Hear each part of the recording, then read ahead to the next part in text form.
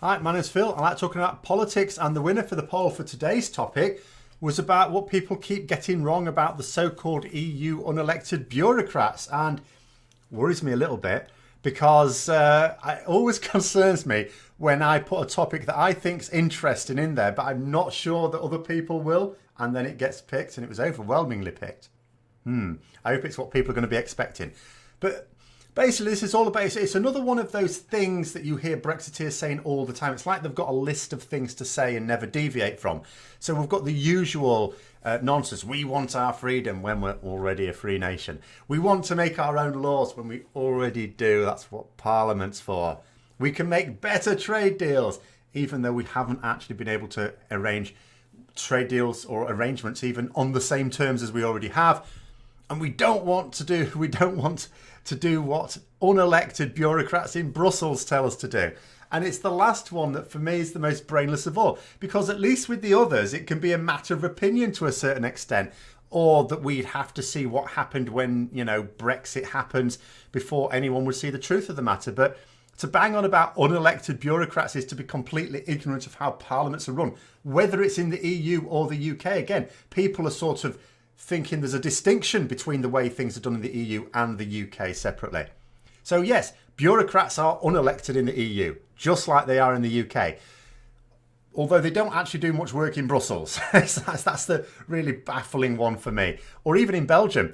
But although nobody in the UK says that laws are passed in Whitehall, lots of people in the UK think that they are passed by these bureaucrats in Brussels when most of them are not even in Brussels.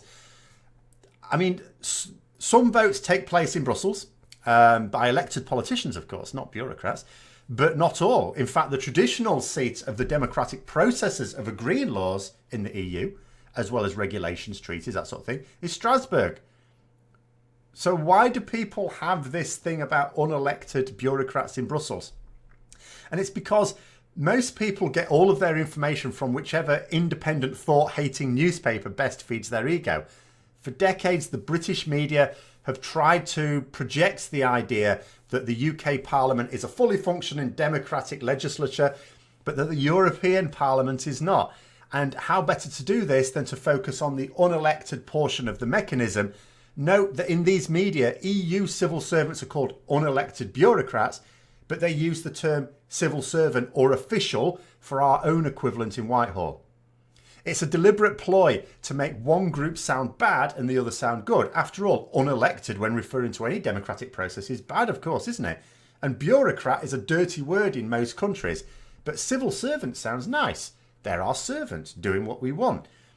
And the power of the choice of words that people use is very powerful in terms of misleading people, and it works on everyone as well. Don't just think, oh, well, I've got a decent standard of education, quite intelligent, doesn't work on me. It works on everyone if you're not paying attention.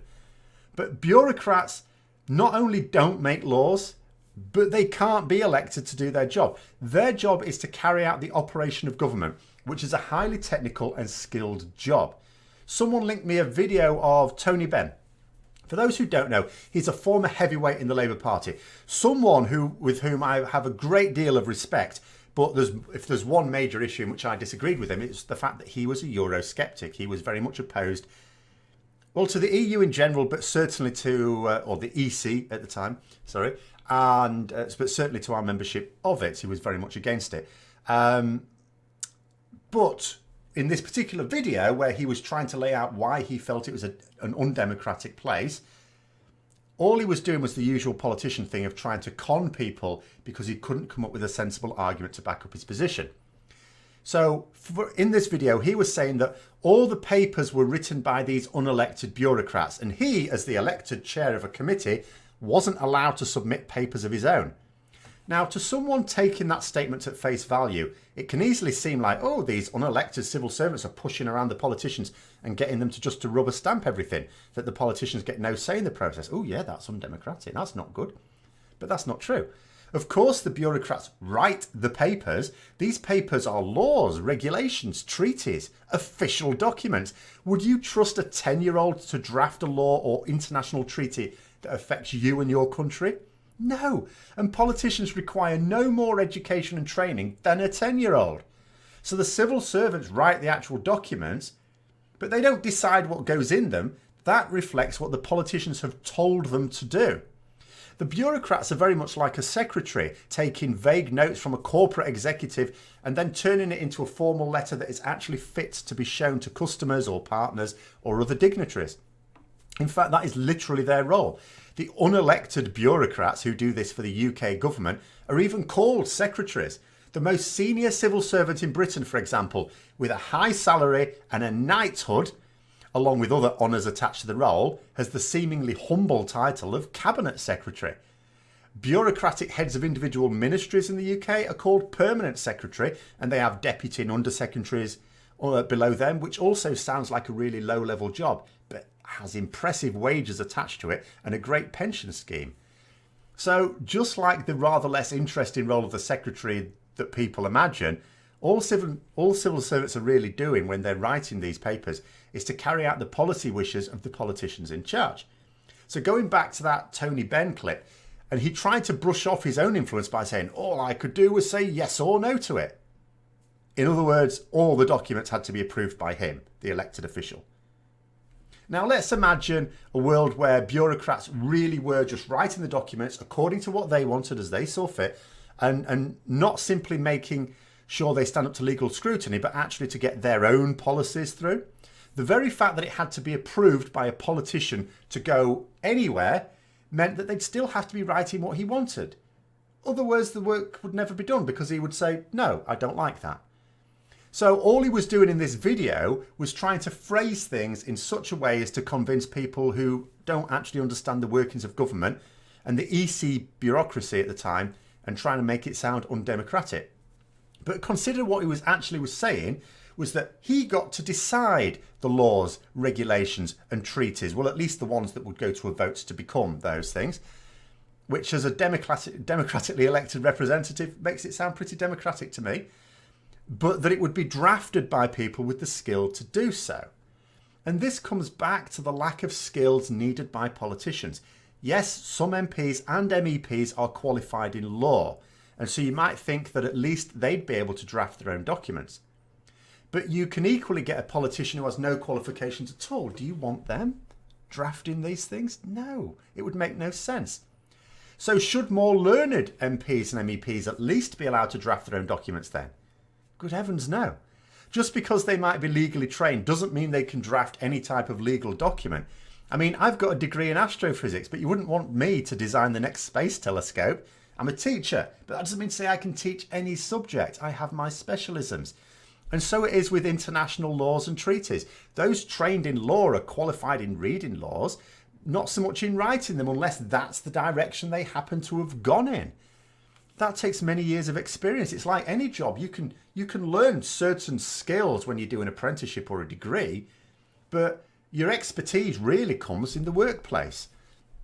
So bear in mind that our own Attorney General, Geoffrey Cox, a man who is a very experienced legal professional in his own right, completely misunderstood the withdrawal agreement that he was trying to change in negotiations last week. It got particularly embarrassing when he tried to suggest a change to the withdrawal agreement that was already in it. And this is one of the most learned MPs that we have. What sort of mess do people think the unqualified ones would make? And like I say, whatever people say about EU bureaucrats, how does it ever make sense as a reason to leave the EU when each individual democracy in the world has its own civil servants? In fact, many undemocratic countries have their own civil servants to draft these things. They carry out exactly the same role in exactly the same way. Does anyone here think that Donald Trump has written the documents he gleefully signs in the Oval Office? No, his own civil servants did that. You can't have the United States presenting edicts to the world written in crayon with the phrase, you know, every few words. Oh, we must leave the EU so we can get away from these unelected bureaucrats in Brussels making our laws, cry the Brexiteers. But our own laws are written in exactly the same way. The policies are dictated by ministers. They're voted on by Parliament, all elected officials. But the documents themselves are written by civil servants, our own unelected but highly trained bureaucrats in Whitehall. And that's where another baffling bit of ignorance triggers me each time. If someone said that UK laws came from London, well, they'd be right. they still might not understand the distinction between Whitehall and Westminster, but they'd at least be geographically correct. This is because both the elected parliament that decides these things and the civil service who draft them is based in London. But the business of the EU takes place in 3 different European locations: Brussels, Strasbourg and Luxembourg. The unelected bureaucrats generally have their home in Luxembourg. Of course, it's fairly inefficient to have these different branches all over the place in completely different countries even, and people have tried to centralise it all in Brussels, and, you know, just as it would be in an individual member state where the government and the civil service are centralised in one city. But there has been resistance to it, so it hasn't really happened. So why, I ask myself, if the EU civil service is based in Luxembourg and the Parliament sits in Brussels and Strasbourg, do people always bang on about Brussels? And I mean it's 100% of the time. I have never heard any Brexiteer talking about Luxembourg or talking about Strasbourg, except for holiday plans. Simply because it's driven by the media who don't think that their slaves, sorry, did I say slaves? I meant readers, could cope with learning the name of more than one foreign place at a time. And maybe they're right. If people really did know what they were talking about regarding EU bureaucracy, you'd think that the other locations would get more of a mention and that Luxembourg would actually be the main place of note. So our laws, whether EU in origin or from the Houses of Parliament, are not created by bureaucrats. They are designed by elected politicians. They are voted for by politicians. They're just typed into a suitable format that would stand up to international legal scrutiny by civil servants. And that process is exactly the same in both the EU and the UK and other nations around the world.